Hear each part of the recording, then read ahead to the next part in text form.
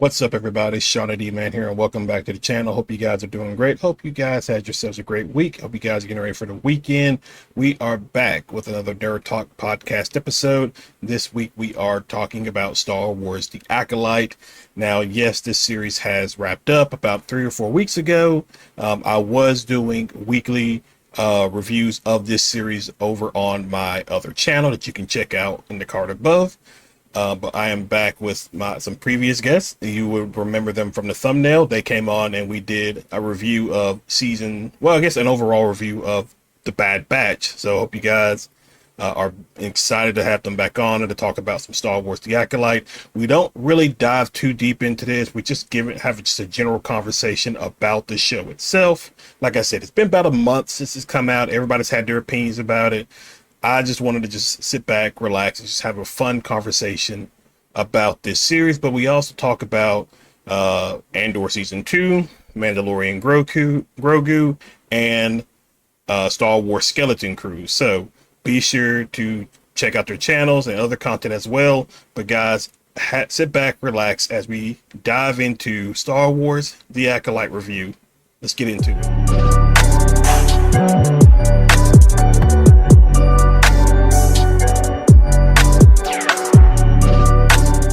What's up, everybody? Shauna D Man here, and welcome back to the channel, and hope you guys are doing relatively well. We are back with a new episode as we are going to be diving into, as I know it's a couple of weeks past, but we're going to be diving into Star Wars The Acolyte, the first season or series, depending on the person.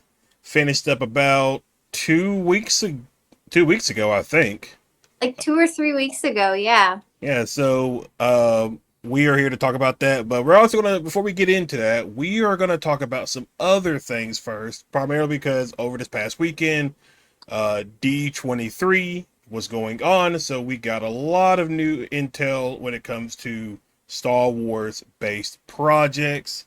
And so I know one of the things, let's see, that we are gonna be doing a quick little talk about is the trailer for Star Wars the Skeleton Crew.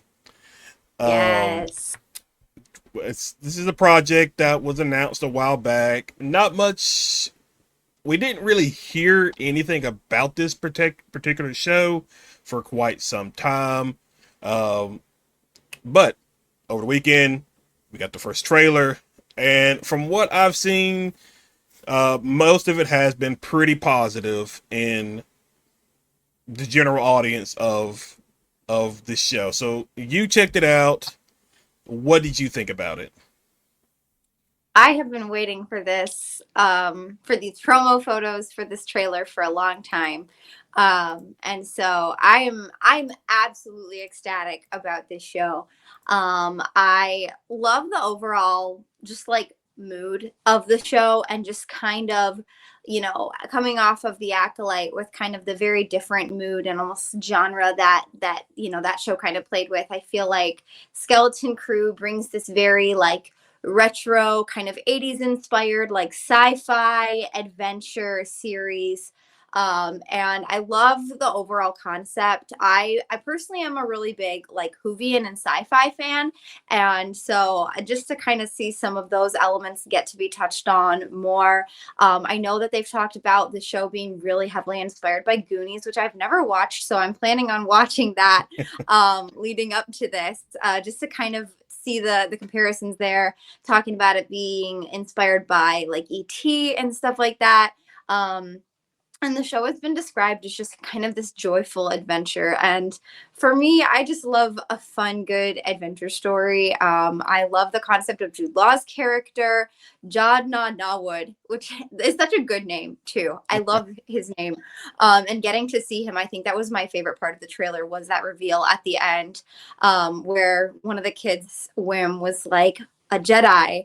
and we had the like slow dramatic hood off reveal to see Jude Law's character. I'm just super ecstatic for the show. I think it looks fun. I think it looks different. I think it looks fresh. And I would say, I think in terms of live action, this is definitely my most anticipated project for this year. I'm really excited that we finally have some concrete dates, a trailer. I'm hoping for a full length trailer, hopefully sometime soon. So, uh, yeah, because watching it, and I did like a quick little reaction to it on my end as well, and just watching it, I was like, you know what, there's a lot of, I can see how it definitely has the Goonies vibes. It definitely has Lost in Space kind of vibes. It even has some Stranger Things vibes to it as well in some parts of Mm-hmm. the trailer. I think it all looks um, visually pleasing. There was nothing really that stood out to me to where I was like, you know what, I don't really like that, but um, the idea of a little Star Wars suburban area was actually pretty interesting. I thought that was Right. actually a pretty neat idea. Because it's just something we don't see. Exactly.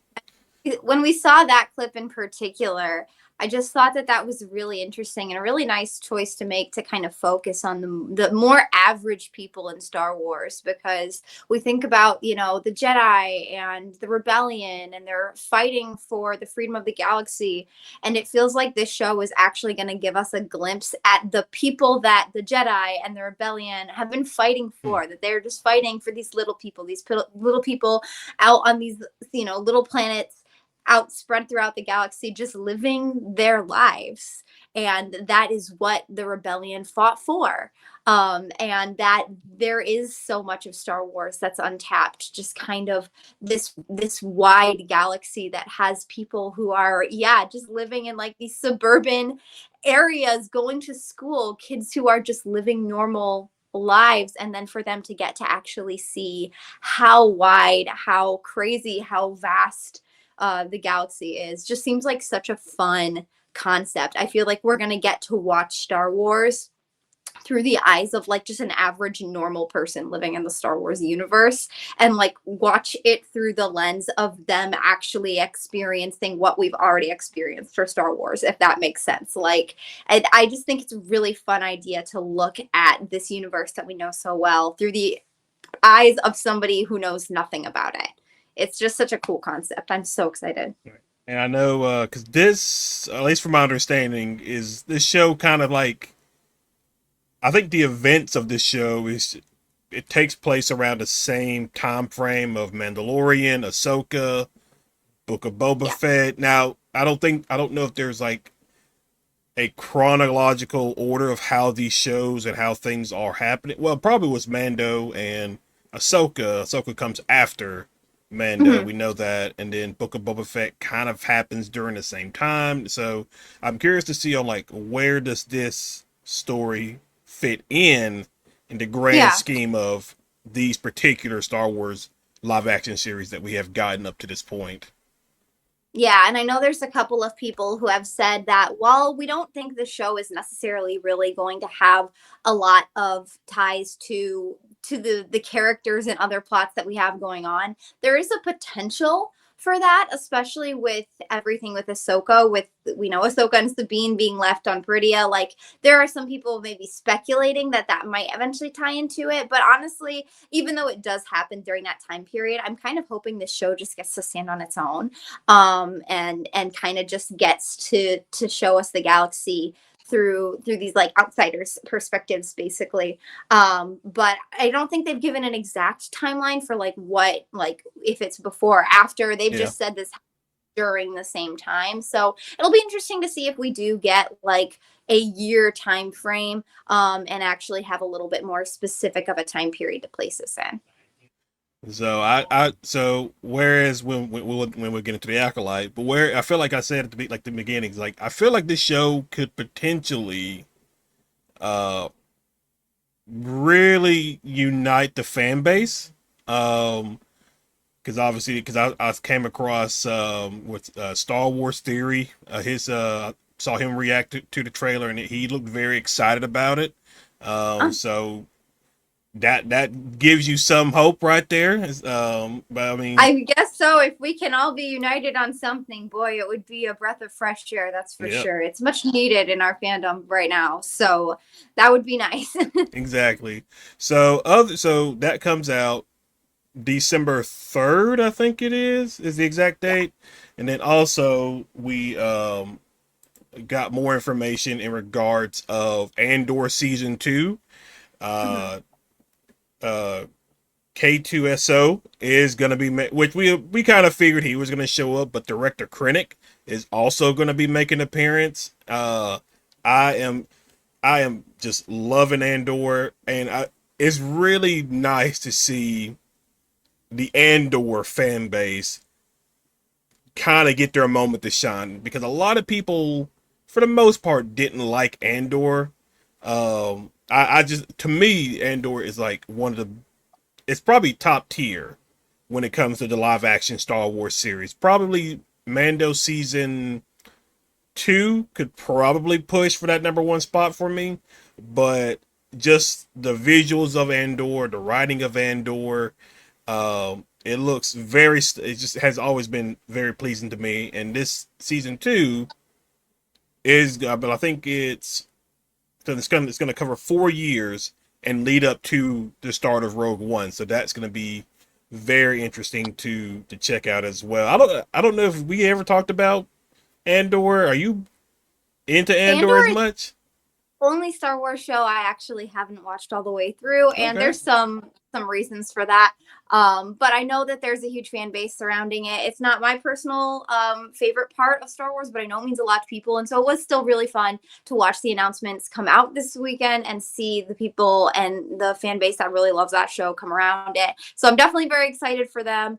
And again, just a great announcement. I love Diego Luna. I Mm, think he did a phenomenal job with the character too. So I'm just very excited that he's getting his moment in the sun, because he's done a truly phenomenal job with the role in both Rogue One and the show. So they all deserve their flowers for sure. And yes, definitely the visuals look absolutely stunning, and it's very interesting concept again. And so I'm excited for that fan base and for people who truly love that to finally get that, because I know it's been a long wait yeah. coming for season 2 for sure. So.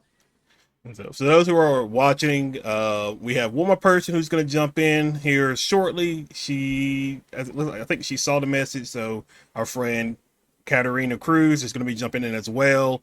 Uh, Obviously, you should remember both of them because we did the Bad Batch series. So I don't know what that looks like for her, but she should be joining us relatively soon. And then also at D3. Now, if you were on Twitter or X, however you want to call it, we there was leaked footage of the Mandalorian and Grogu. So that that's very interesting. That now the name is a mouthful, obviously, but um, what I don't know if did you watch that little recorded I did. trailer? I did, yeah. What do you think about it from at least Um, from what you saw? yeah, I mean, I'll admit the thing that caught my attention and is pretty much the only thing that I've been able to focus on is seeing Zeb. As a Yeah. massive Rebel fan, as you can see from the shelf up here, and I have my like Rebel case over next to me here. I like teared up seeing Zeb. I'm just excited that we'll actually get to see him on the big screen, especially since we did not see him in Ahsoka season 1. I'm still a little salty about that. But that definitely is probably what's hyping up the movie most for me right now. I mean, I'm definitely excited for it. I know that pretty much whenever Dave and John do anything together, that the majority of the time it's pretty phenomenal. And it's just exciting to have a new Star Wars movie. I mean, it's been almost 6 years at this point. By the time that comes out, it'll have been 7 or 8 years since the last Star Wars movie. So it's exciting. I'm not sure if I would say it's my most anticipated project. I'll be interested to kind of see as we get closer to it, what the trailers look like and everything. I'm not 100% sold on the title. I'll admit it does seemed like maybe a better title could have been chosen for it. But I definitely think there's a lot of potential for it. That one I'm kind of reserving my judgment for when we get more info. But like, I'll be sad because Zev is in it, and I know that. And so that if that's the only reason I'm going, which it won't be, it absolutely won't be, because like it's Star Wars, it's gonna be good no matter what. Pretty much, I'll enjoy it anyways. But like, I'll be there for Zev. I will be fully honest. I will be there in my Rebels gear, just ready to like scream my head off when I hear Steve Blum's voice. So yeah, I'm a little biased in that department. And then I think there was, and I think there was like a Lego Star Wars thing Mhm. going. I did not catch that one, so I actually don't know much about it. But I do know Ahmad Best is coming back as Darth Jar Jar, I think, Yes. and so So it's basically the closest to a Star Wars What If that we're gonna get. It's oh basically Lego Star Wars What If. So it is this like just random character in the Star Wars universe who like pulls the cornerstone out and it like rearranges the universe. And it honestly seems like it's gonna be really fun. I'm not like a Lego Star Wars person. I'm not hugely into it when it comes to like the media. Because I know there's other movies and like TV shows. They're not TV shows, but some other stuff like that. But honestly, this actually kind of looks phenomenal. Also, Mark Hamill is going to be in it voicing Luke oh Skywalker. So like that in and of itself is kind of awesome, to get to see him like actually do his thing in the animated world and get to voice Luke. Because Mark is pretty much first and foremost a voice actor, and so I'm excited to get to see him do his thing. For Ahmed Best to come back as Darth Jar Jar, I think is just phenomenal that they're kind of playing into the meme, and that they're aware of that enough. There were just some other really fun things. Just the idea of kind of scrambling everything around. We're going to be getting Dark Ray, a dark version of the Millennium Falcon, which is really cool. And they do have some Lego sets that are corresponding to the series, which just look really neat. And then, of course, we're getting Jedi Bob, which is probably what people next to Darth Jar Jar are most excited about, is the fact that like Jedi Bob is a very central character to the story. So it really just feels like Star Wars meme culture kind of coming to life, and playing a huge part in the show. So it just honestly looks like it's going to be a ton of fun, and I think it comes out in September, so I'll definitely be watching that, because I honestly think it's just going to be a fun ride and a fun opportunity to just kind of question all the what if things that we don't get to actually do in canon Star Wars. And yeah. so like this is our shot at a what if series, and I'm here for it very much.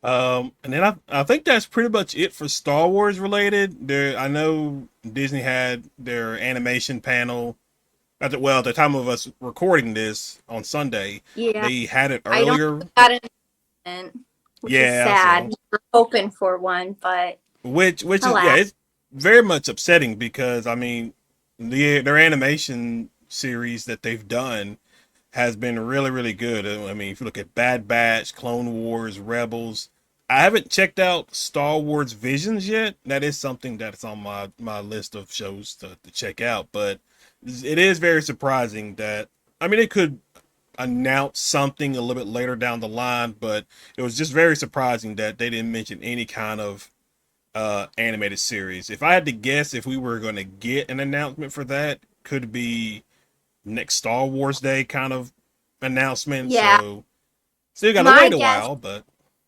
my guess is we do have confirmation that there is an animated show coming. Lucasfilm did announce that they were hiring, or I guess they didn't announce. People found the job listing for an animated series. And I mean, we technically got like a soft announcement from Jennifer Corbett and Ventress's voice actress, oh yeah, Nika Furman, I believe, did mention that after the Bad Batch, they said that Bad Batch wasn't going to dive into the story of how Ventress survived, because for anybody who doesn't know, Ventress's story, kind of leading up to the Bad Batch, comes from a book called Dark Disciple. That was actually a canceled Clone Wars arc that got turned into a book. And so there were a lot of questions coming out of that book as to how she was in Bad Batch, without trying to spoil too much of the book for those of you who want to read it. But there were definitely a lot of questions. And so the director said that question would be answered in another series. And her voice actress said at a Comic-Con, I believe it was like Planet Comic-Con or something like that in Kansas City. It was like right after the episode dropped. Was asked about it and said that this was just a taste of what we're getting from Ventress and that we will be getting more. So like we know something is coming, which as like Star Wars animation being my thing, I'm very glad of, because when we were kind of in that space where we didn't know if anything else was coming, I was a little bit anxious. I was like, okay, all right, Lucasfilm, animation has been such a crucial part of storytelling and world building, and we've seen some of the best of Star Wars come through animation. So I'm really happy to see that they're still going to be producing animated projects, that there's something in the works. We just don't know what it is. My money is definitely on whatever was teased when it comes to Ventress, that she's going to be a significant part of this next show. But honestly, I'm thinking we probably won't see an announcement until Star Wars Celebration. So I'm definitely glad I'm going to be there for that. Oh yeah. That we're going to be getting an animation announcement then. So we have a few months to go before we'll get any of that, unfortunately. And so yeah, that was pretty much it. Was in regards to like Star Wars projects. I know everybody's just been in this weird flux the past couple of weeks. So it's just when it comes to when it just comes to Star Wars in general, I guess. So all right, so let's get it. When I thought about this, I was trying to decide on do it just to talk about the show itself, because there are a lot of outside influences that go into the show that Yeah. that are whether valid or invalid in some situations, that kind of put the show in the situation that it is. So Yeah. we're being done with the show the past couple of weeks. I know when I had you on talking when we did the Bad Batch review, I mentioned about like what are your thoughts on it. So now that you have watched all 10 episodes of Star Wars The Acolyte, where were you before you watched it, and then where were you after you watched it? I mean, before I think I was definitely excited for the show, but because I have read the High Republic books going into it, I was like, oh, this will be something that I'll enjoy, but like I'm not sure it's going to end up being one of my favorite live action projects. But I think that it actually did. Now looking at the end of the show, it ended up being a lot, I was a lot more invested in it than I thought I was going to be. And so while I definitely wouldn't say it's perfect, I really enjoyed it. And it definitely ranks in the top half when it comes to the live action shows for me. And so I'm really, really hoping for a season 2 at this point. I want to rewatch the entire show from episode 1 all the way through to episode 8 and just kind of see it as a whole. But I really genuinely enjoyed the watch through, and I'm very highly anticipating and hoping for a second season. Right, because wasn't Manny Macente, I butcher his last name all the time. Wasn't he was just at D23 actually, I He was think. at D23 yesterday, and we were hoping that we were going to get a season 2 announcement today. And once again, unfortunately, we were wrong. He was asked about it, and all that he said was, I hope we get to do this again. So it looks like there's no confirmation of a season 2 yet. But I mean, for the Ahsoka show, we didn't hear for a little over 2 months about a confirmation for season 2. And so it's been almost a month now. We're coming up on a month. I believe 3 weeks or a month. And so I'm hoping that, we're still well within that time period where, they're considering, I'm sure that it's at least being considered, because there definitely have been a lot of people that have expressed that they love the show, that they want a season 2, despite everything that happened with the show.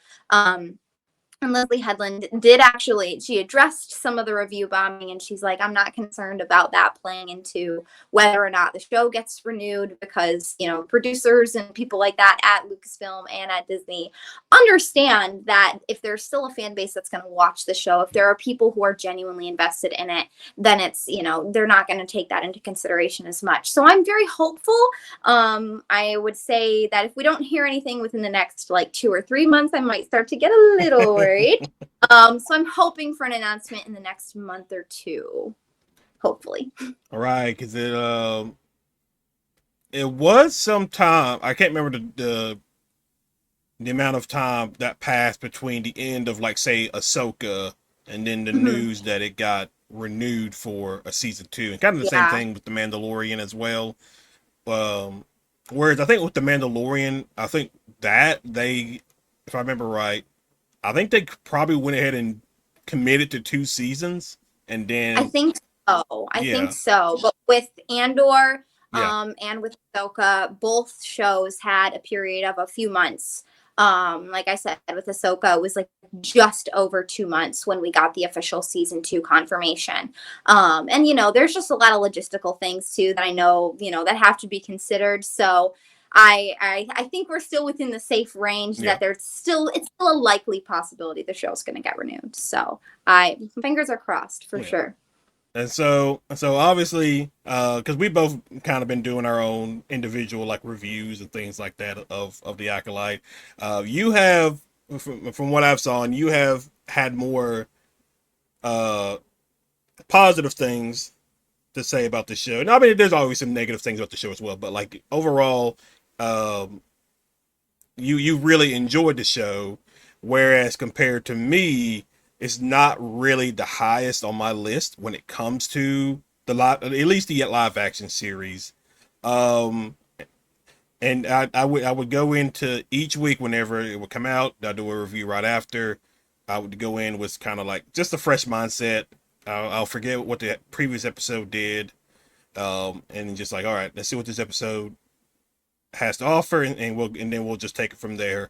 I have posted my thoughts about the show, and like obviously, for people who enjoyed the show, that's good for them. I'm glad they enjoyed the show, and then for people who didn't enjoy the show, they have valid points, and they, their opinions shouldn't be shrugged off, because I value everybody's opinion on when it comes to different projects and stuff like that.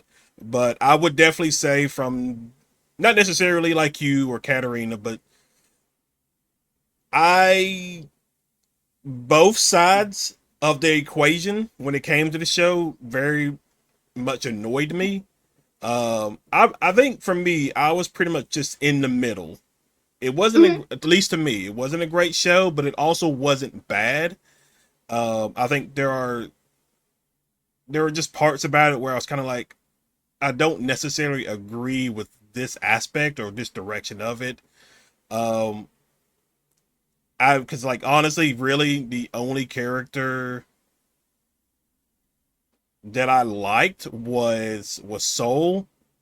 Now, I think he was definitely for everybody the most popular character, and for good reason. And then Kumar was actually my second. He actually grew on, like, I didn't like him at first, but then like once he got revealed and everything, the more he spoke, I was like, you know what? I actually like this character. I like what they're trying to do with this character. I think there's execution issues throughout the entire show, and for me, it feels like a very bad sign when the lead person, who is supposed to be kind of like the face of this series, is probably the least interesting person throughout the series. Now, obviously, I've seen a lot of people enjoy Osha, May, their characters, and things like that, and that's fine. But like, to me, I was just like, you know what? Because it was just odd watching her at times, where like when you watch a scene that's supposed to convey a certain emotion, and I just didn't see that out of her at times.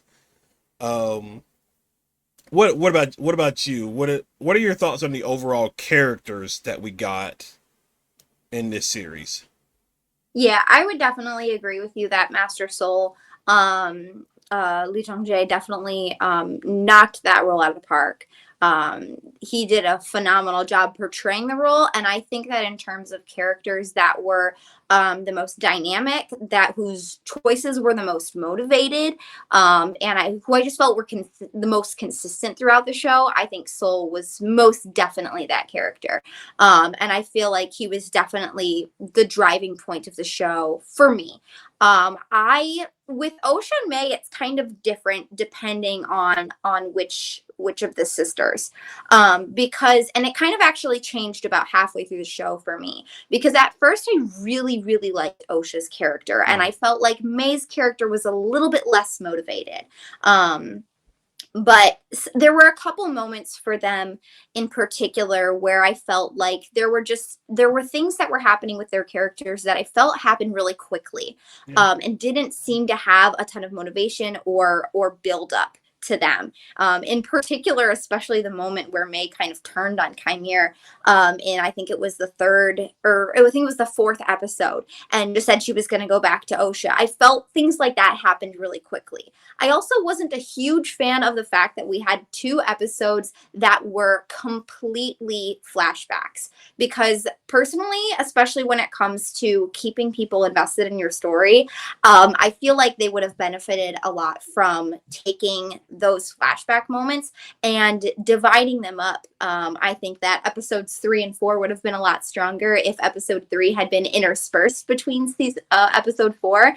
And that's where that moment with May happened. And I think that if we had been able to see some of the moments between Osha and May directly before that moment where May decided to go back to Osha, I think it would have made more sense. It would have kind of given a motivation to that decision. And so it was really just things like that.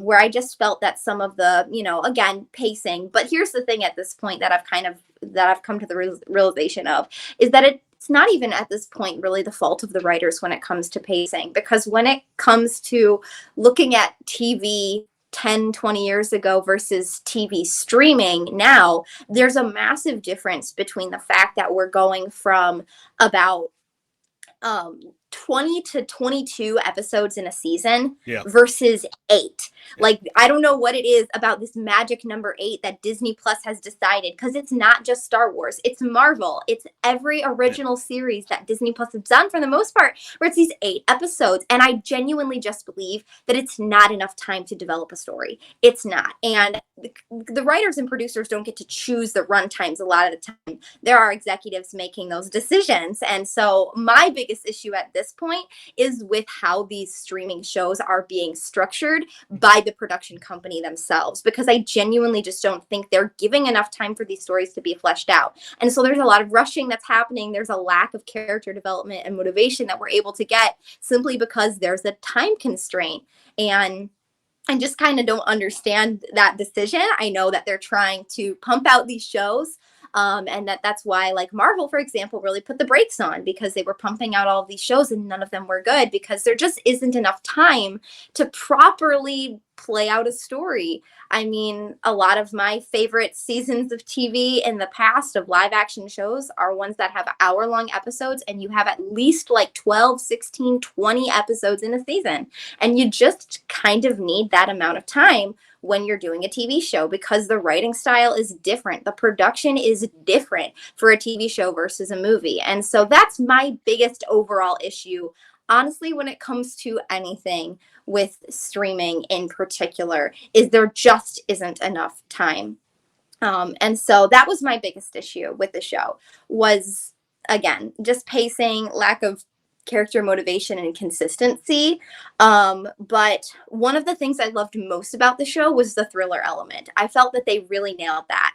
And it was very different than anything we've seen in Star Wars before. And so that was a fun twist on especially some of those scenes where we got like little jump scares and stuff like that, where we kept this intrigue and this element of mystery. I'll admit there were a couple things where I wish they hadn't given us answers so soon either. I would have loved to have the May and Osha twin Oh concept yeah. be solved like maybe in episode 3, and give us a little bit more time to learn about that. But overall, I did really enjoy it being such a fresh take on Star Wars. Like I said, I really enjoyed the thriller and the mystery element. I thought Master Soul's character was done really well. I really loved Jackie.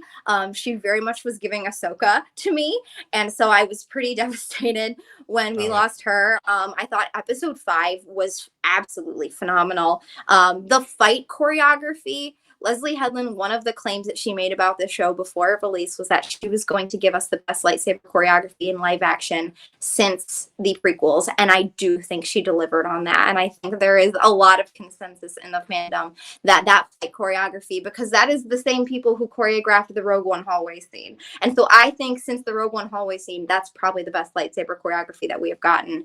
And then even in the last episode, we got some pretty incredible choreography. I liked the incorporation of martial arts. And so there were just a lot of positives. And I mean, I just genuinely enjoyed watching the show. And so I think that's the other thing too, is it's hard sometimes for people to put aside their criticisms and just to be able to enjoy a show. And if that's not how you work, then that's totally okay. But you know, while I can recognize that it's certainly not perfect, I just genuinely enjoyed watching it. And so that for me says a lot. If I want to watch it again, because I do, because I genuinely just had fun watching it. I enjoyed it. I thought it had some good moments. And so it's definitely something I'll watch again.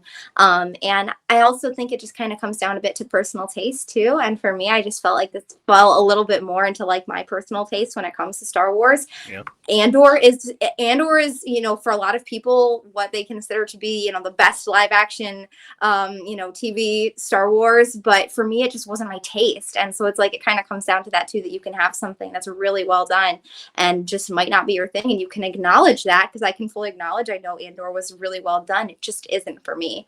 And so for me, I just feel like the Acolyte was kind of my thing. Just similar to how I feel Skeleton Crew is kind of going to be my thing too. And so it was just really fun. I enjoyed watching it genuinely more than anything else. Yeah, and so it was just kind of like, I think for me the main, like, just after watching the 8 episodes, one of the things that I wish they probably would have just done differently is, honestly, instead of having one actress or actor just play like one, like, play May and Osha, I would have rather you actually go out and get actual twins. Because to me, if you're gonna do a twin story like this, having actual twins is better for you, because those twins can easily play off each other and they know the Mm. other, you know, well, maybe not all twins, but Yeah. I'm sure there are some twins that know each other so well that they can kind of anticipate what the other's going to say, what the other's going to do, how one might convey a certain emotion. So that was like one of the things that I would have really preferred. I know the kids who played the younger Mayanosha, I think they were actual twins, Yeah, which was that's pretty fine. Yeah, great, is when you have twins that are children, to have them played by actual twins. But it's pretty normal in the industry for yeah, twins as adults to be played by one person, just because as somebody with an acting degree, I can say they actually tend to really steer away from ever casting people that are related. Like Harry Potter is one exemption yeah. for like the twins. It's like probably the most well known, but it's typically actually quite frowned upon in the industry, just because Hmm. when you get personal feelings, it actually makes it more difficult to act. And so you would think that from an Uh, outside perspective, it would make it more easy, but it actually tends to make it a lot more difficult to actually be able to put yourself in the story, because you're too caught up in your own personal feelings. And so trying to act with a member of your family is really hard, actually. It is significantly more difficult most of the time. And so for me, I understand that. And I think that there were definitely some moments for me that weren't the strongest acting wise, but as the show went on, I do feel that Amanda Sandberg really really found her grounding in the character. And so if we do get a season 2, I have a lot of confidence that she's going to have a lot more clear of a direction in where she's taking both May and Osha. So she's also, a newer actor on the scene, and so it's kind of pretty common to see something like that. But I'm hoping that she's really found her grounding a little bit more, and I look forward to seeing the choices she might make with them going forward. So, but Yeah. it is totally understandable. It would definitely be really cool to actually be able to see actual twins play a role like that. Definitely would be really interesting for sure. Yeah, because I know with so like in terms of like the fight choreography and everything, I'm fine with it. I don't really have any like complaints about it, except for maybe episode 5, because it's episode 5 is the sense of people could be. This isn't necessarily actually have to do with the actors, the actresses. It's more with the writing. Because watching that fight, you could tell that there were people just kind of just having to wait on the side because it wasn't their turn to jump in this particular scene, and it kind of bothered me a little bit just watching that. Um, I, Another thing with the show was we're in this new era of Star Wars, and like we mentioned a little bit ago, not having enough episodes to really flesh out this new Yeah. era, this new part of Star Wars that we're in. Everything felt very much rushed. You introduce, for instance, kurtosis, which I knew nothing about. I didn't even know this was a thing. Now, for hardcore Star Wars fans, readers of legends, canon, whatever, they knew Yeah. what this was. But I remember watching episode 5 and watching Kimara just headbutt a lightsaber, and I was just uh really taken out of it. I was just like, what just happened here? And then later on, just reading different comments from people, and I was like, okay, all right, that's fine, that's fine. But it bothered a lot of people at first because this is something we have never seen before, and you just did it in a cool way and not a educational way of letting people who's not that deep into the Star Wars lore know what this is. If they like early part of the beginning, uh, he gave May like a not bracelet. What's the word I want to use? I guess an armband that was made of kurtosis, and he kind of like he didn't name what it was, but he just kind of like, hey, this will help you against a Jedi in case they use their lightsaber. And then probably people are kind of like, oh, this is interesting. So, and I do love Jackie. I will admit. Yeah. Yeah. Um, I I am a little annoyed about. Well, okay, there's a lot of stuff that annoyed me about the series, but it very much felt like they were trying to do a Jackie and Osha relationship, um, because it was very weird when you go from episodes 1 and 2 where they barely know each other, that kind of thing, to episode 4, where it seems like they're very much close to each other. And I think it seemed, at least to me, I've seen other people probably point this out as well, but it just very much felt like they were going to go a relationship route with these two, which I actually thought would have been a pretty good idea because seeing Jackie, how, what's the word? How staunch she is when it comes to the rules, and even kind Mhm. of like it says something to Master Soul about being nostalgic about his former Padawan, that kind of thing, like emotions and stuff like that.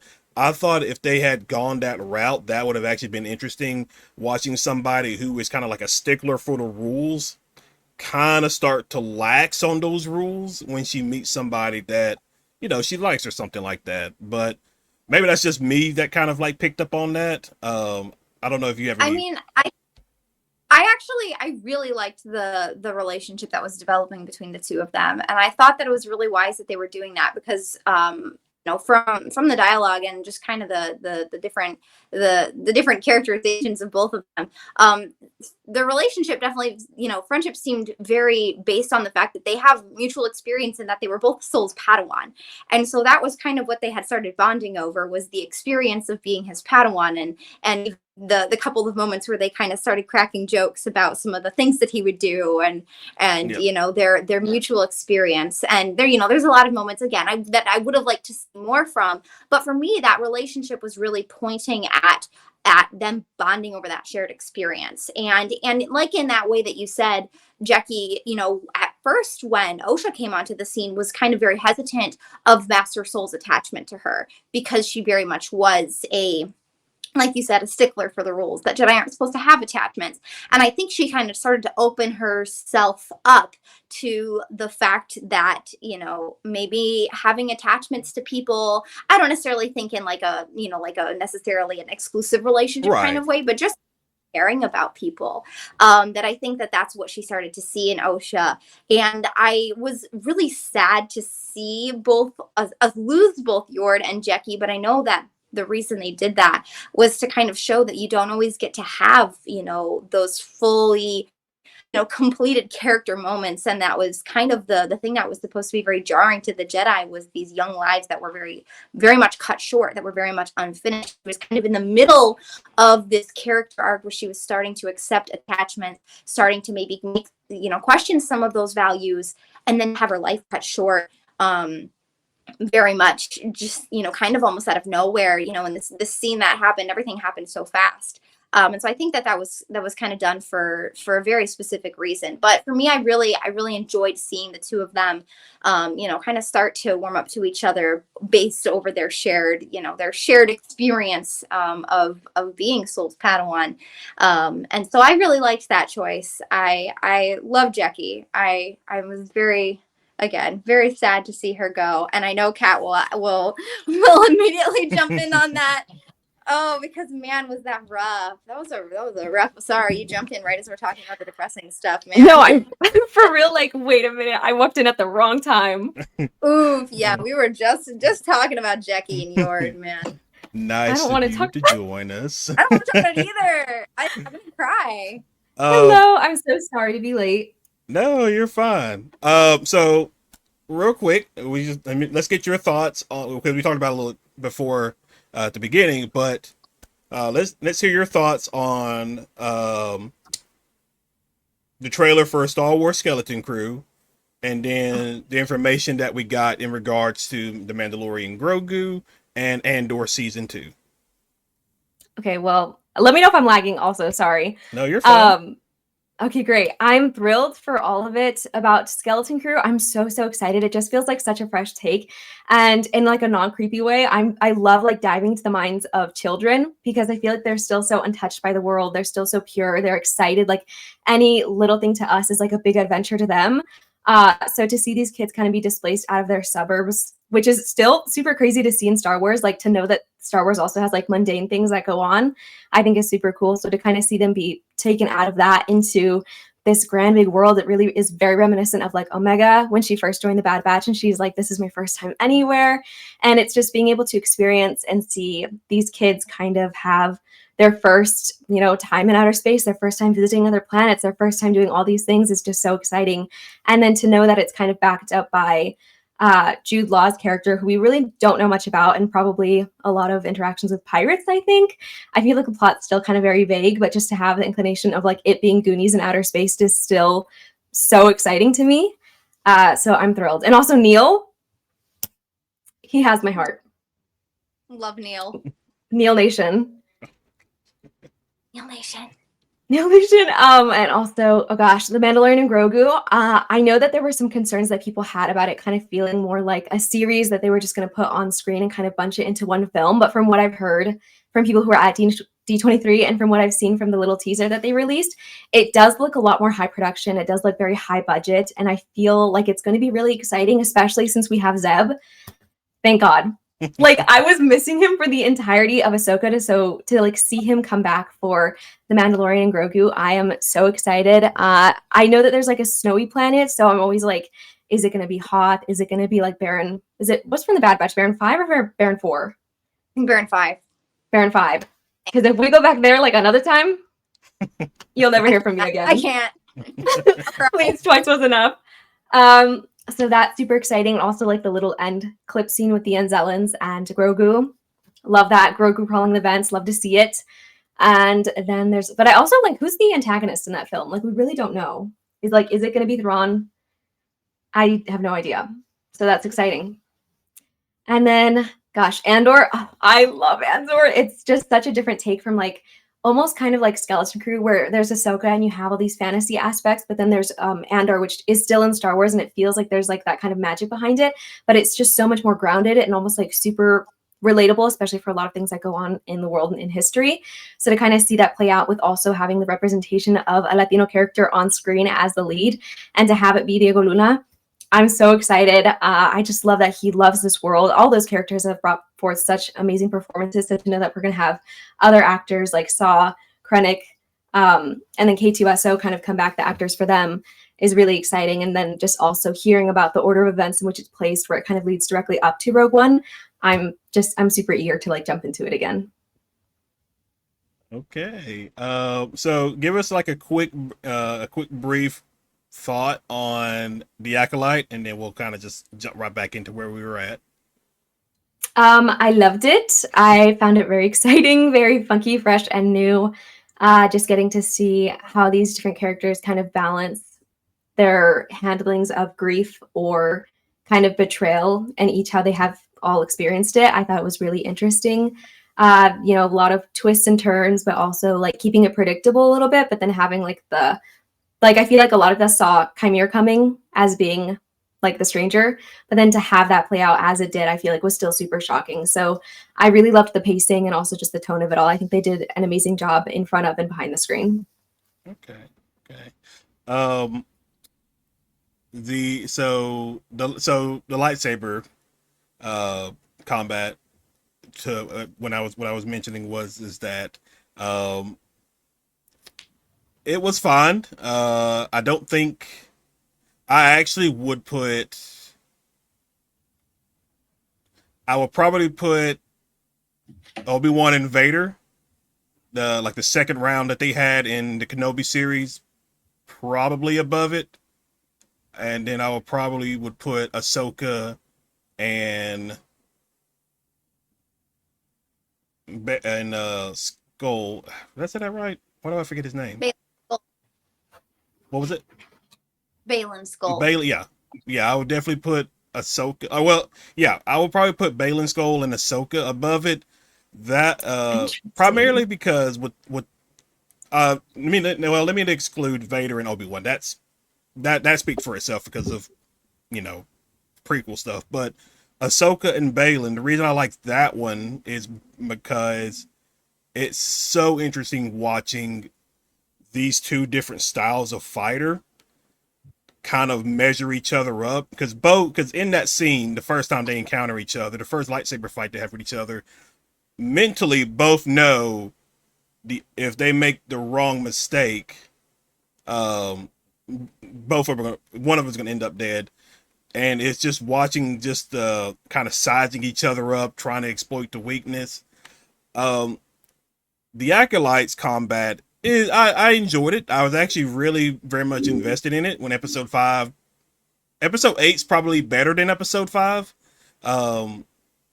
But the reason episode 5 is like an issue with me is just because it felt like at times, not fault of the writers or anything, not writers, but the actors, actresses, but the writing kind of handicaps it a little bit, because most of the time some of the people were just standing there having to wait their turn to come in. Whereas if this was a realistic kind of combat scenario, there were multiple times where somebody should have died a lot quicker than what they were, like having your backs turned and things like that. And then you see Soul with the rest of the group at the end of episode 4, and then he's nowhere to be found at the beginning of episode 5, and then he just magically shows up, and it's just kind of like, that's fine. I know what you're trying to do. You're trying to isolate these certain characters and stuff like that, but maybe if you would have just showed Soul being maybe knocked out for a few extra minutes, maybe that would have like alleviated that for me a little bit. But it was just kind of like the appearing and disappearing of characters within certain moments that kind of was taking me out of a little bit. But overall, I mean, I enjoyed the combat in the Acolyte. I thought some of it was really good. I really loved the martial arts aspects that were filtered into it throughout the fights. So I enjoyed it, but I don't think it's like my favorite of lightsaber fights that I've seen over the years. Yeah, that's fair. I think I'll admit I think you might be misremembering the scene a little bit.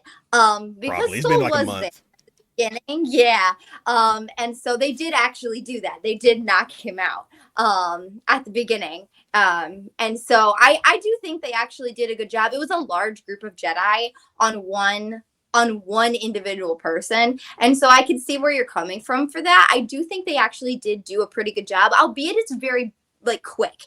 Everything happens in that fight very fast. And so it's kind of a blink or you'll miss it moment, but they did actually do a really good job of removing characters individually and very specifically by either knocking them out or, I mean, like, literally several of them like went flying forever over like several hundred feet to kind of remove people to balance out the fight a little bit. But it is definitely kind of a blink and you'll miss it moment. So I watched that episode like 4 times. And so if you don't watch it a bunch of times, it's definitely easy to miss. And so it would have been nice to have a little bit more time, maybe just to kind of digest that. But it does happen. It's just very fast. It's very fast. And so if you're like not rewatching it and not like eyes glued to the screen, those are moments you'll miss very easily. They did do that. It's just harder to catch, I think. And so for me, that was why is just, I do think they did a good job of balancing all that out. And then in terms of just the choreography itself was extremely well done. I think my favorite aspect of the choreography too was definitely Jackie on the Stranger with the dual wielding, because the one thing that is really interesting about this, and a lot of people were like, well, she seems like she's so powerful for a Padawan, but the thing is that these Jedi don't have a war they're fighting. They have nothing else that I mean, they're going on missions, but like they spent so much more time in the temple than any other Jedi we see at any other point in Star Wars. They've spent significantly more time training.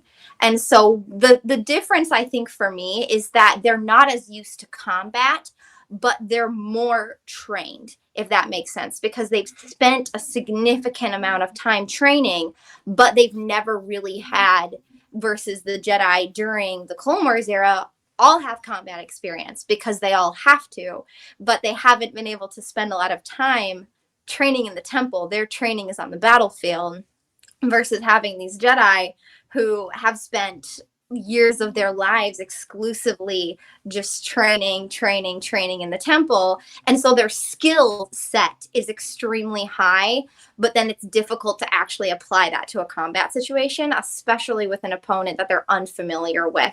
And the tactics that he used were very, very different tactics than any Jedi would have been at that time trained to fight against. And so I thought they balanced that out well. I thought it was really interesting to see different lightsaber styles too, because we saw a lot of lightsaber styles that have not conventionally been used in Star Wars because they simply don't fit the time period. There are styles of lightsaber combat that are more well suited to deflecting blaster bolts. And so that's what a lot of what we see during the prequel era, during the Clone Wars, and then even, during the Rebellion a little bit, because a lot of the time when you're using a lightsaber in that context, they're deflecting blaster bolts. And, the few, one-on-one fights that we do get to see throughout Star Wars, there's different styles used, but there were just a lot of styles that were more favored during that time period.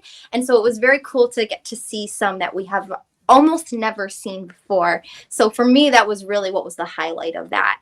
seen was getting to see the styles get to have their moment in the sun when we haven't seen a lot of them before.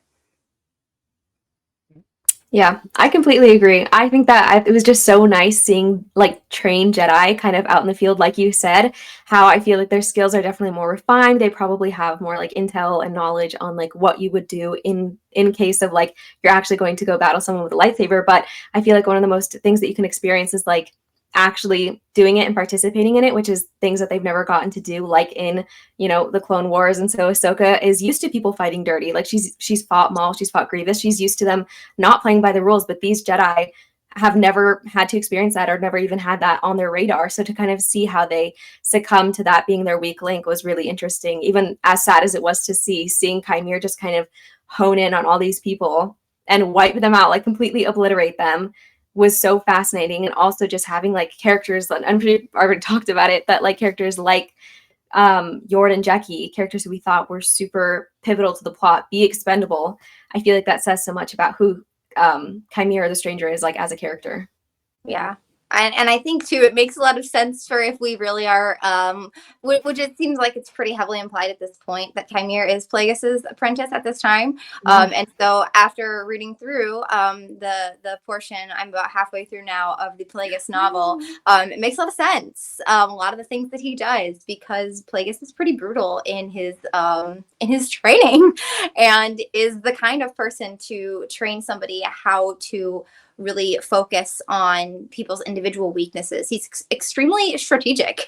And so it makes sense that a lot of that has been passed on to Chimera, and that he's able to kind of spend a lot of the fight like analyzing his opponents and then finding their weak spot and then taking that moment to play dirty. And so it's like, while these Jedi really held their own because they have this refined training, like you said, they're not used to somebody pulling out a move that they've never, seen before, doing something dirty like that, using the cortosis, whatnot. And it caught them off guard, and that was their downfall. But especially for if he really is Plagueis' apprentice at that time, it makes a lot of sense. Plagueis right. is, I love him. I hate him and I love him. It's one of those, Yeah. And so let's talk about this whole situation with Brendock. Was both the flashbacks episode 3 and 7. I think that's right. Because depending on who you listen to and what are your thoughts, because one of the, it's interesting because everybody can watch the same thing, but how they process the information is also different, and which is how come I think a lot of people came up with different outcomes, not just with these two episodes, but overall with the show. With Brendock, again, I think the main point of of us talking about this is the fact, because the series is so short, it has no time to flesh out anything. Like the introduction of the Coven on Brendock, I thought that was interesting. I would have liked to know more about them. Like obviously at the beginning of episode 3 happens, you're kind of like, is this like a splinter cell of Night Sisters, or what are they? But it just doesn't get explained, and so it's kind of lame. But for you two, what did you think about these flashbacks episode, and then just viewing them as a whole? Because one of the things that a lot of people have talked about, whether you enjoyed the show or whether you didn't enjoy the show, was the Jedi's role in this situation.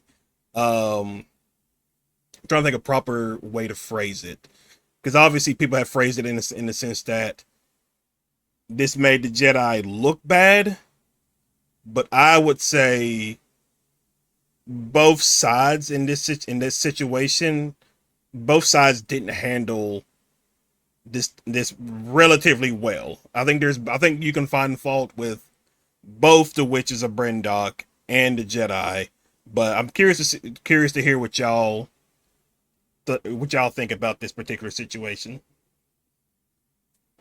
Yeah. I feel like it was just realistic, if anything. I think the fact that the Jedi were kind of revealed to be or not revealed to be, because I mean, you kind of get this from other instances in which they appear or the different medias that they are in, is that they're not inherently completely like good. And I feel like they're them kind of having like this sort of absolute power and just playing as like a religious sort of cult at times. I feel like, you know, they're taking away these kids from their homes, they're taking away their ability to choose this life, because oftentimes they're like, oh, you're force sensitive, you're coming with us. And so to kind of pose as like we are this all-knowing entity, this group, and we're here to bring peace, I feel like is kind of a way to sometimes cover up a lot of the things that they do, where even if they have good intentions, it's always not going to be perfect. I feel like you learn this in the Clone Wars, especially when Ahsoka leaves and she learns that the Jedi aren't as good as she once thought them to be, which is just like any other institution. You're always going to have bad apples or bad situations that they're put in. So I know some people were like, oh, I didn't really appreciate this, you know, series because I feel like it kind of brought down the reputation of the Jedi. But I feel like if anything, it just kind of highlighted the truths behind it, that they're not always going to be in the right. And that's with any other group. So even with the Coven, I mean, that whole situation of Brent Dock did kind of get a little bit complex and kind of sticky and very messy. And I feel like that's just life. There's so many different players and different mindsets going in. You have Torben, who's a child in and of it, like his own. Like we're dealing with like May and Osha, who are also children. So their emotions are kind of heightened, and they have these like grand desires, and they're being told that they have to be and act mature, when really they're just kind of children who want normal, mundane things. Like Osha wants to go out and explore the galaxy. May wants to be with her sister. Torben just wants to go back home. And these are such like childlike things, and they're being told to like grow up and kind of act in a way that they should, you know, be when they're a lot older. So I feel like in a sense, I really did like the Brent Dock episodes just because of how much it did reveal, even if at the time, like seeing episode, like the first flashback episode, I was like, wait, what's going on? Like, I'm super confused. And then you're kind of piecing it together. Like, I really kind of did like having, like being in the dark for a bit and just trying to piece it together as the characters did. So to kind of have these episodes be a little bit out of order, but then once they play through and you kind of see the end of this season, you're like, okay, it does make a lot more sense to me. And I feel like with the plot holes of sort of like the whole Virgins and then like the Witch Coven and like all these different questions about, are Osha and May the same person? How does that even work out?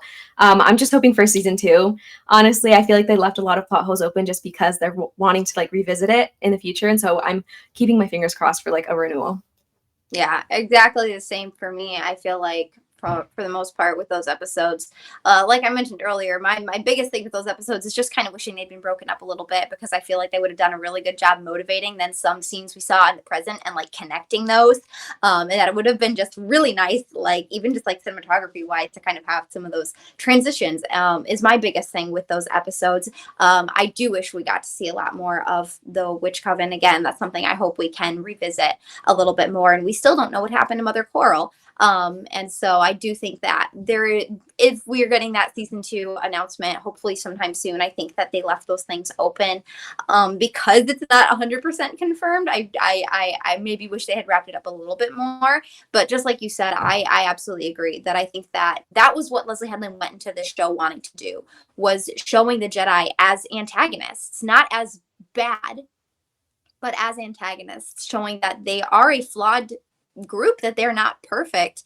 And we do really see that. And she actually, in a couple interviews that I read, she mentioned that episode in particular about Ahsoka being a huge inspiration behind the show, is wanting to highlight the fact that the Jedi Order was prideful. The Jedi Order had people in it who worked for their own personal gain, who lied, covered things up in order to preserve the Jedi's reputation with the rest of the galaxy. And I feel like this series hit that nail on the head really well, because that is ultimately what brought about the downfall of the Jedi. And there was that one line in episode 7, and where we saw, was it which of the two was it? I can't remember who it was that said that of the two. I can't remember. Senator Raincourt, I think it was his name. No, it was one of the witches. Oh, there was it was okay. almost like a very kind of prophetic moment. I don't know if Kerina, you remember. I think it was Mother Anastasia, wasn't it? Was Mother it Anastasia? Anastasia? I couldn't remember. Yeah, I think it was Mother Anastasia. Okay, yeah, that moment was very poignant for me. That was very poignant for me. And I don't think it was necessarily like a prophetic thing, more just that she was kind of like analyzing their behavior, reading the room and being like, this is going to bring the downfall of your order if this is how you conduct yourselves. And exactly like you said, the Jedi just roamed the galaxy, basically kidnapping children Yeah. not really giving people a lot of choice as to whether or not they were going to join the order. And so the perception of the Jedi in the galaxy at this time period is something that I do, if we get a season 2, really would like to see more of. Like, I want to know what people just living their everyday lives think of the Jedi, because I feel like there's this bit of fear associated with the fact that if you have this child that's born with these gifts, somebody's just going to show up and take your kid. Like, Yeah. that's kind of a scary reality to live with, in that there is this powerful order of people who have these supernatural abilities that just kind of go unchecked. It is a bit scary to think about, and it is why I think the perception then of the Jedi, even more so we see during the Clone Wars area, is not good. A lot of the public view the Jedi as dangerous, and again, that ultimately leads to their downfall, because then when Order 66 happens, the public kind of accepts it, because a lot of people had seen the Jedi as dangerous, and part of that is most definitely Palpatine's influence and him sowing seeds of doubt, but part of it is the fault of the Jedi, for sure. And so I think it was nice to see that established a little bit more, and to kind of see that even 100 years before all this happened, the Jedi are still operating like this. And again, I'm just going to mention, reading the Plagueis book, that's mentioned in there too. Mhm. That is a big, that's something that's touched on as well, is the Jedi are unchecked, this kind of feared power in the galaxy, and Plagueis mentions that several times, and he's like, the Jedi have no right to do what they do, and to assert the power that they assert without anybody questioning it. And so that is a question that is really interesting, and it's not that the Jedi aren't good, it's that there's definitely some aspects of the order to be examined, and some questions to be asked in that regard. So I really liked that aspect of the show, just because I think that is something we see in our world today, where these, different groups, and people that are, claimed to be good, like, nobody's perfect, and so I don't know, I feel like it's a very interesting, almost kind of like social commentary a little bit too, and that 100%. can be a really, powerful thing to kind of think about. And so for me, that was honestly probably one of my favorite aspects of the show, I think. Mhm. Yeah. Okay, let me see. So, cause like, yeah, I would definitely, cause I was thinking back, to season 7 of Clone Wars with the Ahsoka arc, when she meets the two twins, the oldest mentions how the incident of how their parents passed away as the result of Cad Bane breaking out Zero the Hutt, and that whole thing. And yeah, you do see that the Jedi, at least during this time period, probably in the time period of the High Republic as well, start to become complacent, and maybe not. I think somebody put it in a way when I forgot what I was watching, but somebody put it in a way that the Jedi started doing what, more or less, what the Republic wanted, and not what the Force wanted them to do. Yes. And them. But I would also think too, with like, I think most probably beings, obviously there were some that probably didn't want the idea of their, child being raised by the Jedi, but you probably have heard, growing up, you heard stories of the heroics of the Jedi, and you're kind of like, as a, if I ever had a kid, if he was Force sensitive, I would, maybe want him to be a Jedi. Whereas if you're somebody of the dark side nature, probably wouldn't give you a choice in that matter. But it's just, I think that is, and I kind of like wanted the Acolyte to maybe go more into the dark side of things, because I know there's probably plenty of books. Plagueis is one, and I'm sure there's probably others out there. But what I would have loved to watch this series from the viewpoint of the Sith thinking how they think. Like, the Jedi are about this, but I want to, and it's talked about a little bit in the Acolyte, how the Stranger talks about how he wants freedom to use his power without restraint, that kind of thing. I think those are aspects that I actually kind of originally thought the Acolyte was going to be about, was diving a little bit more into the dark side. Like, why do the Sith think the way they do? And like, what, obviously we know the difference between a Jedi and a Sith, but like, like, what's the word? I'm terrible at pronouncing big words for some reason, but like, philosophy wise is the best, I guess is the best way for me to put it. Like, what's the situation between these two? But I think it does make you think. Like, I mean, Leslie did he did a good job in that aspect of really making you view the Jedi in a different light compared to what you know them as. It's like, I'll like, personally for me, I'll even say, like, growing up as a kid, when it came to Star Wars, you know, I viewed the Jedi as always these, you know, good guys. And, you know, but as you get older, and I guess another way to put it is like, let's use police officers in real world sense. Growing up, we view police officers as these good guys, but there are also people within that system that aren't necessarily good.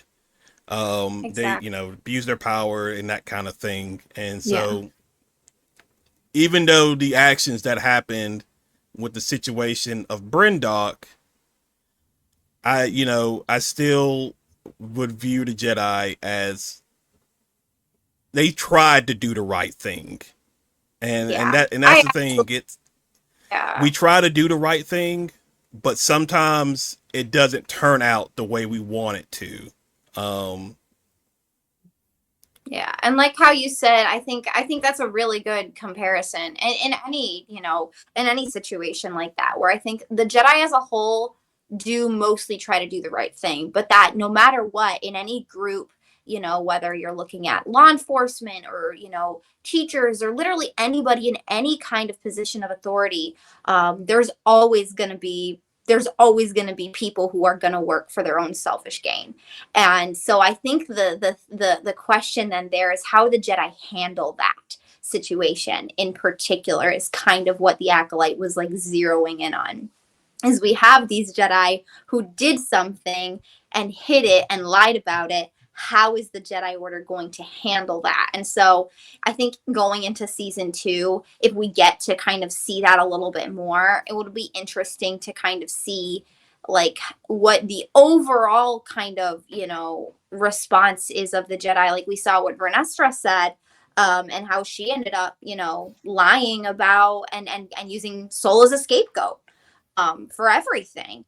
And so I think it'll be interesting to see where that continues to go further. Because, yeah, like you said, I definitely still think that as a whole, the Jedi try to do the right thing and definitely try to do good and are motivated. Like they have the right reasons. It's just they don't always do the right things. But it's like they have good intention. But then when you have those couple of people, you know, who are going to fall. And like we see, I mean, Ponkrell is a great example of that too. Is a Jedi who worked for his own selfish ambition and put other people in harm's way because of what he wanted. And so, you know, it's just another situation like that for me, kind of just getting to spend a little bit more time with that. Yeah, I thought it was interesting getting to see kind of like the inside motivations of these people and how politics are kind of thrown into it, but also personal interest. Like Sol wanted to do the right things, but kind of for the wrong reasons. Like he wanted to do them because in his mind, it felt right to him. It felt right. He felt like I needed to take Osha in order to like better her life, but he wasn't really considering how it would affect her in the long run. So that was interesting to see how to him, he's like kind of doing this heroic action, but to the Covenant, to May, he's kind of become like sort of an enemy to them, and how different people perceive different actions. And I also think a lot of this season was kind of like meeting your heroes, when they say like don't meet your heroes because it'll just disappoint you. So in that sense, it's kind of just like, oh, these people I looked up to for so often, and this is what's going on behind the scenes. Like that kind of facade almost drops. But no, I think there's definitely still so many people who were good, who wanted to do right things, especially when they're so young, like Jecki and Yord. I think Yord was a little bit misunderstood. I feel like he was just so morally like kind of aligned with what he thought was right. And oftentimes it was he a little bit of a stickler for the rules? Yes, but he wanted to do the right thing. And eventually that's kind of like why, like what led to his death is that he wanted to go back and help the others. So yeah, hopefully if they go into a season 2, because season 1 was mostly just like leading up to Osha joining the Sith, now we're going to be able to have a season entirely from, or almost entirely, because we're probably going to switch off between Osha and May, but having that inside perspective of somebody and learning the ways of the Sith and kind of getting to get a glimpse into that, because it took her so long to really be completely convinced by Chimere. So that was really interesting. And it kind of does remind me of Tales of the Empire. Sorry, my bad. There's so many Tales of now. But just kind of seeing like Barasofi's training sort of, and how that kind of did allow us to get a glimpse into why people turn down the dark road, the wrong road. I thought, just kind of reminiscent of that. So hopefully, once again, like please season 2 renewal now, please. Like I'm literally begging. Exactly. And to touch on what you said earlier, Sean, about the whole wanting to see more from the perspective of Sith, I do really think that if we get a season 2, that's what we're going to get. It's a really interesting question, because here we have, there's a difference between looking at kind of like dark side Force users as a whole versus like specifically the Baneite Sith. So the Sith that come from the line of Darth Bane in particular, and kind of adhere more to his teaching. Because the thing that's super interesting about Chimere, that is that he does not align with the traditional Sith values.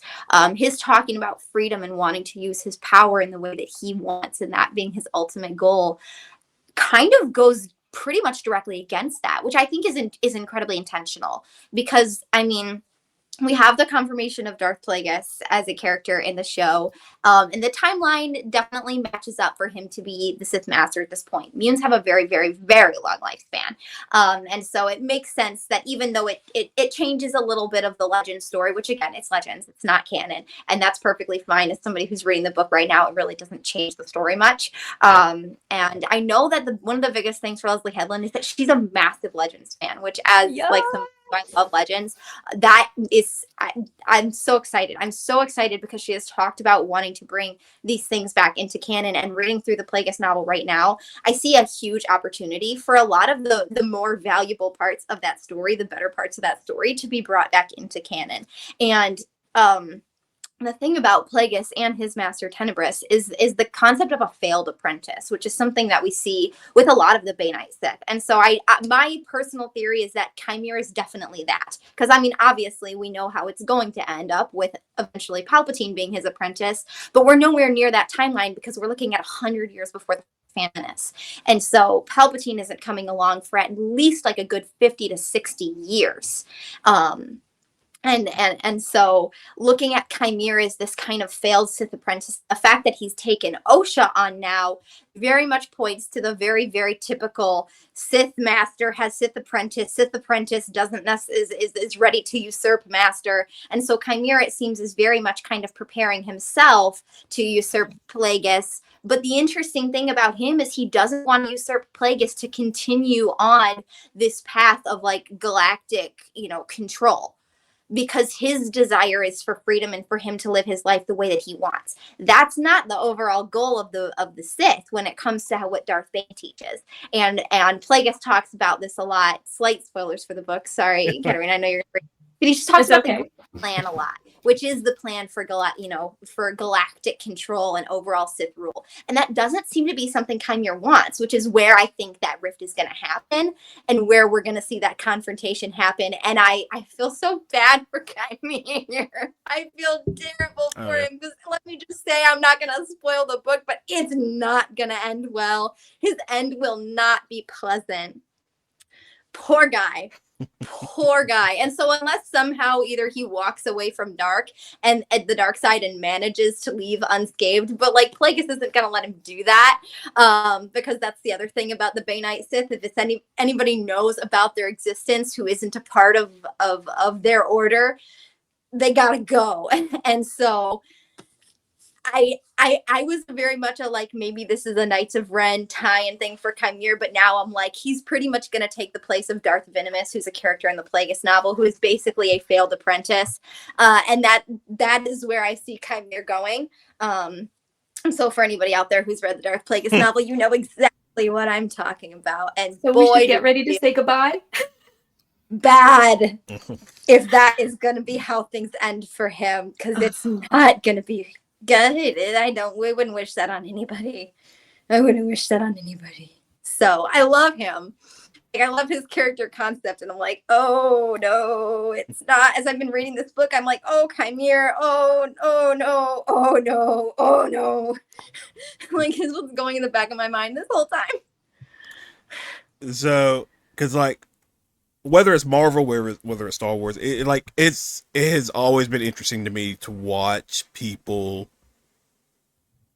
whether it's a show or a movie, pretty much a show, that who don't know the lore in certain aspects of the certain characters of Star Wars. Because like when Darth Plagueis showed up, I paused because I had heard, because I'll listen to different like Star Wars channels after an episode just to hear their different opinions and things like that.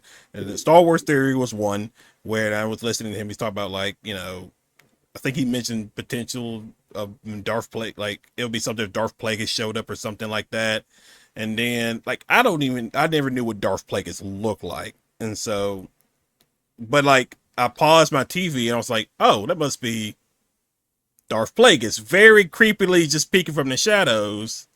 And Yep. so, Which is so like him. It's so like So him. gross. and so I was just kind of like, okay, this is interesting. I saw his long immune fingers, and when I tell you I paused the show, and I spent like 5 solid minutes just running around my apartment screaming. I was so excited. It was absolutely ridiculous because I instantly recognized the fingers, and I was like, that's immune.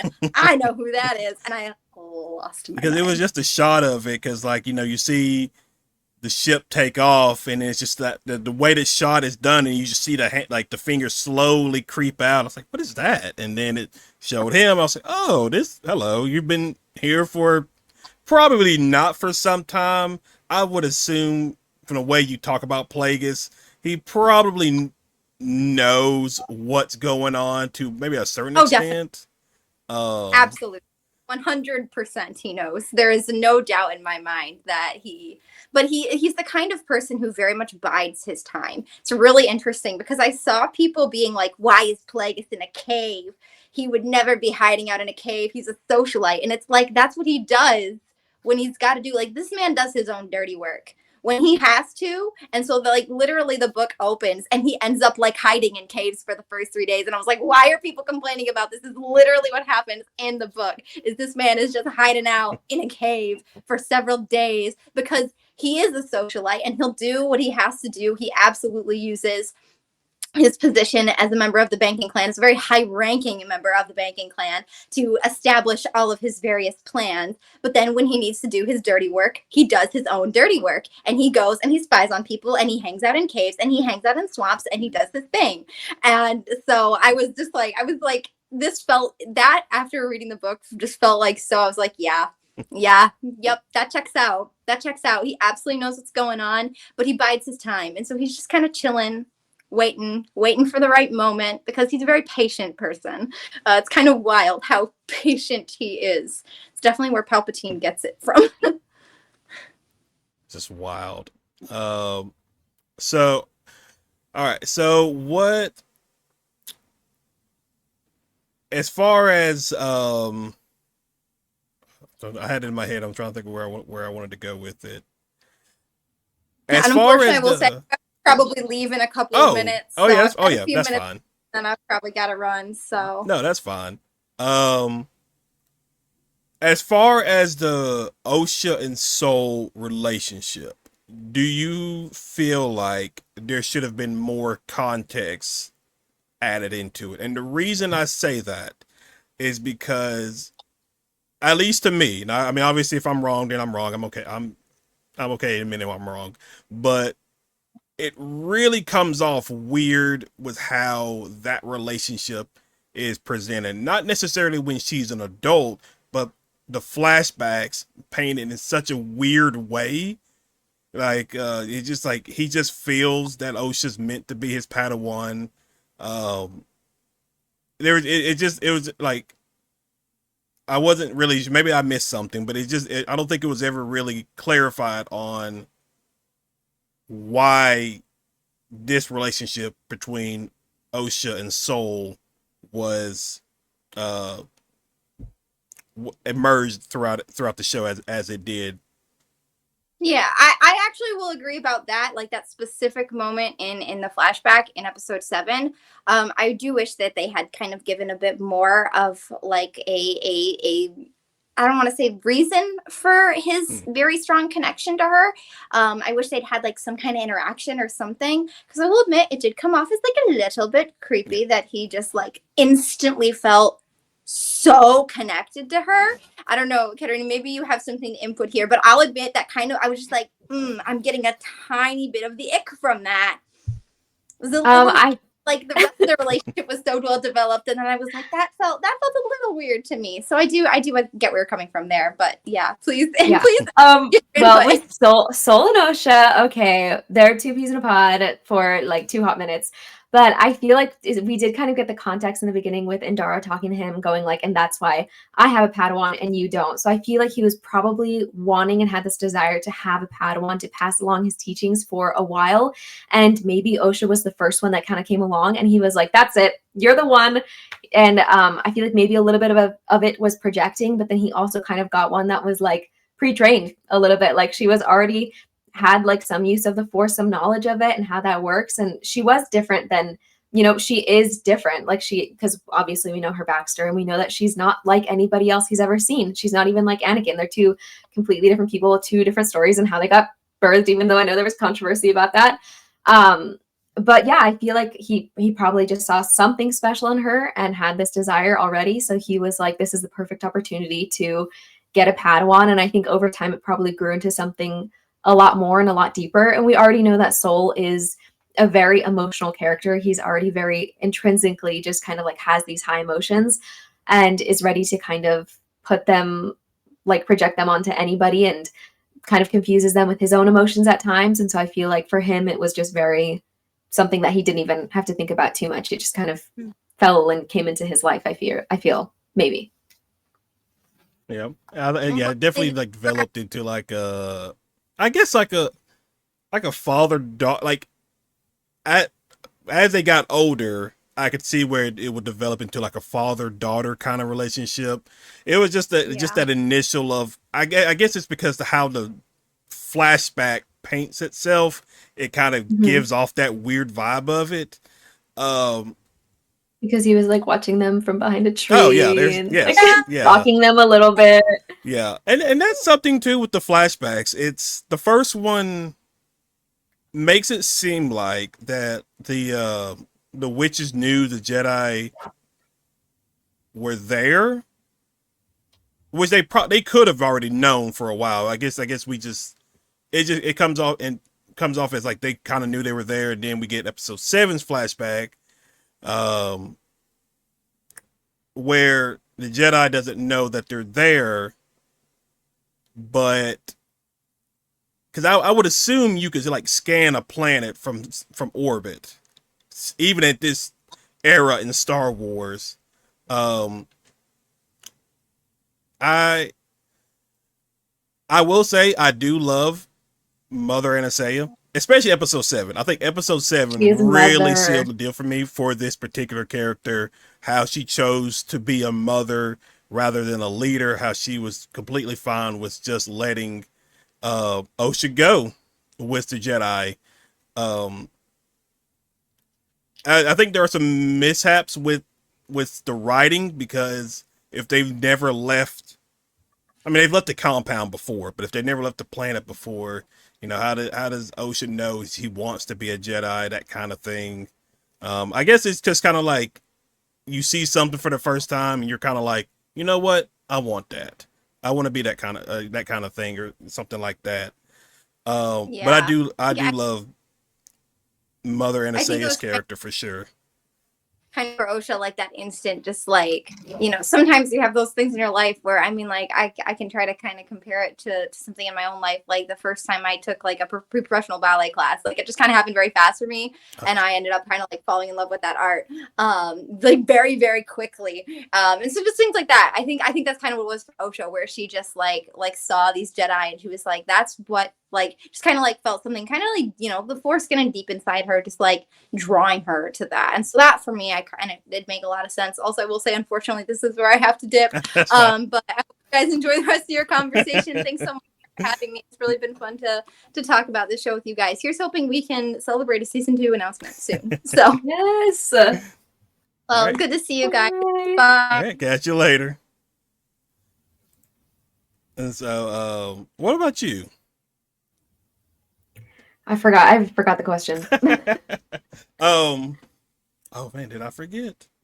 No, I didn't. Oh wait, maybe I did forget. No. We're both. Just talk about like Mother Anastasia and what are your thoughts of like how she presented herself being in this situation of whether she needs to be a leader or a mother when it came to the flashback Yeah. episodes?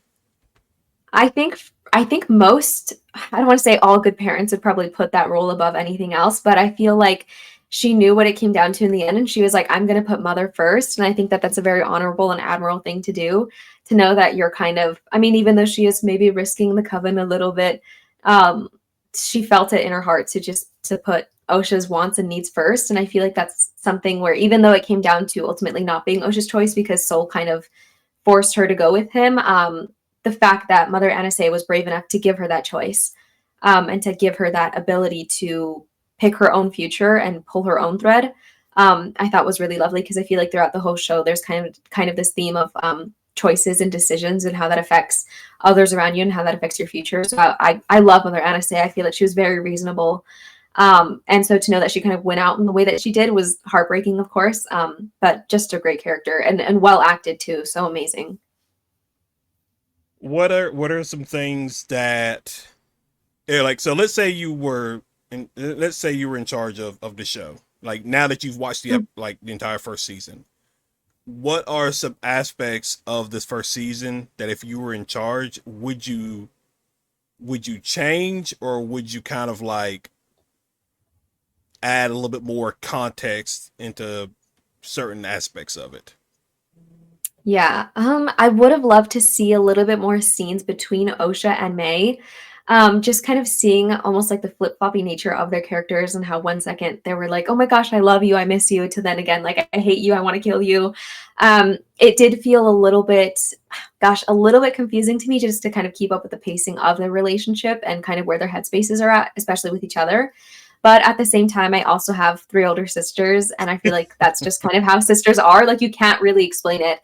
The sister dynamic especially is one that is just so, honestly, at times, like, crazy. Like, we'll be fighting one second, the next I'm like, "Oh my god, do you want to go out, like, hang out later?"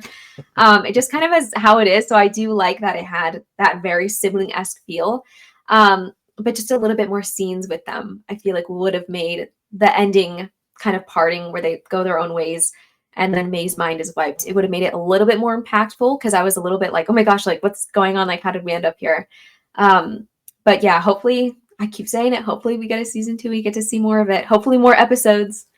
I Oh feel yeah, like eight was a good amount, but it would have been just like so really. much better to get like 12 episodes Yeah, at least. yeah, and we talked about this before you had jumped on, because like it's just like not just Star Wars or Disney, but like Marvel and all these other places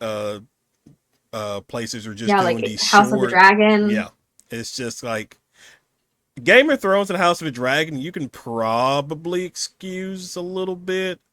I think you can excuse them if if like the shows are like really well done.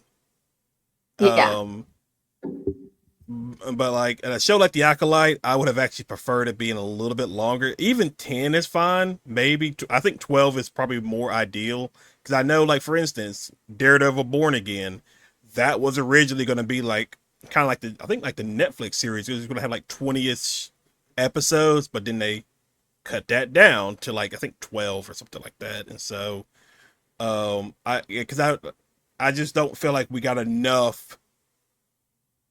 We need to have enough time spent in this new era of Star Wars to really enjoy what was there with this show. 'Cause like I mentioned with the Witches Coven, I would have loved to learn a little bit more about them. Um, the whole thread force thing doesn't really bother me as much because you could kind of equate it to the same way in real world how people, God goes by different names, so that's Yeah. not really a big issue with me. Um, and then I think I would have probably liked a little bit more. I would have liked some, maybe if the show was longer, I would have liked some extra, maybe mini flashbacks of Yord meeting Osha, because obviously they knew each other, they trained together. I thought that would have been pretty cool because like when their death came, Jackie and Yord, at least for me, because I didn't feel a connection with these characters because I didn't have enough information about these characters to really, you know, really be invested in them. When it happened, it didn't really work for me. I know for a lot of people it did. It was a very gruesome death. I will give the show that. Yeah. I was really not expecting them to do that, but I do give credit for them pulling that off, especially oh man, just poor Yord. I think Yord like really, that one was That's probably gonna the go down worst as for one of the me. most brutal Star Wars deaths, I Yeah, feel. so Just so the fact that there was no lightsabers, there was no force, it was literally like he just got his neck like cracked, snapped. yeah. I think that's probably what makes it more brutal is the fact that it was so like it can happen to anybody. Like, gosh. Yeah. Yeah, and I do give them credit for that because not many shows, maybe exception of Rogue One, not many shows kill off pivotal characters like this in their stuff. At least not that Yeah. I can think of. Because I mean, it was like because with Rogue One, none of these main people survived, and that was relatively new, at least for me, because I had never experienced a show or a movie where you killed off your leads in this way. Um, I just love Daphne King though; she's amazing. So, Oh gosh, she's great. Yeah. and so, um, I think overall for me, as we get ready to just like wrap it up, me personally, I can go either way. If there is a season 2, I'm fine with. If not, I'm fine with. I don't really go either way about it. Um, so I know you guys really want a season 2. Yes. And so I don't know. Maybe we'll get it. Maybe because we talked about it. Because probably I wouldn't be surprised if we don't hear anything for a while, but they maybe announce something close to Star Wars Celebration or that, or like something like Yeah. that. I could definitely see like a celebration announcement. And so, but we do have plenty of other Star Wars content. You've been getting into Star Wars Young Jedi, I think. Oh my god, that show is so good. That show eats it so good. Season 2 is actually about to come out August 14th. Yeah. Oh, so So this. Oh, if you you're want to be watch busy. it, I'm going to be so busy. Like it's such a good show. I know it's for kids, but it's so good. And then you did like did you go to a rave the other weekend? Oh my gosh. Okay, so I went to Mosh Isley. It's That's what it was. basically a Star Wars rave. They hold them in like different parts of the United States. So they're gonna have another one in Georgia, I think this month, Atlanta. And then they just had one in San Diego. I think they've done it in a bunch of different places. But yeah, super fun. Atlanta. Would I be in Atlanta? No. No, I mean I'll be in Atlanta for Dragon Con. I think it's during Dragon Con weekend. Oh. Yeah. I'll be there. They try to hold them like around the same time as like big conventions and stuff. So this one fell the weekend of SDCC. Oh, okay. Because you were rocking that Bad Batch. Did you make that jacket? My friend made it for me. She like Oh. surprised me with it. She painted it. She put all the patches on it. She gave me a ton of pins, and then a few I had of my own. But she was like, "You can put the pins on wherever you want." And she just was, oh my gosh. So my friend Kira, shout out to Kira. She's amazing. Okay, cool. So what's next for you from like a content creation? standpoint? I don't know, just kind of trying to keep up with everything that's coming out. I feel like there is still so much that's coming out, so much to look forward to, and also just revisit other projects, especially as we're getting ready for like Andor season 2, maybe talking about that more. I am going to LA Comic-Con in October, so that's really exciting. Ooh, okay. All right. Well, guys, I think that is where we will end this episode. Thank you guys for tuning in, and obviously thankful for the guests that we had on. It's always fun to talk Star Wars with them, and obviously we'll definitely probably be back at the end of December with the Skeleton Crew and have a discussion about that. Yay! That should be an interesting show as well, because it's we were talking earlier and we were kind of like, I mentioned that it seems like this show can potentially unite a good portion of the fan base. Yeah. And so just because like a lot, it has that feel of some of the stuff that people knew growing up, you know, Stranger Things vibes, The Goonies, which I don't know if you've seen The Goonies. It's actually a really good movie. Yeah. So we're excited. I'm excited for it. So, but guys, as per usual, be sure if you're watching on YouTube, hit that like and subscribe button. We are also going through Star Wars: The Knights of the Old Republic. Again, I forgot how much stressful that game can be. And then if you're listening on podcast, how can people follow and support you? Yeah, my username on Twitter, Instagram, and TikTok is Katari X Cruz with a K. And yeah. Oh yeah, you do have a Twitter now. You've been very sassy on Twitter. I've started tweeting. Hey, I let the noticed. personality shine. very, very much. I was like, oh my gosh, she's like so sassy. It's a free. Oh my gosh, thank you. It's a free for all on Twitter. That is like the Wild West out there. It's crazy. It very much is. A lot of fun though. All right, guys, you enjoy the rest of your week, and we will see y'all in the next video. Catch you later.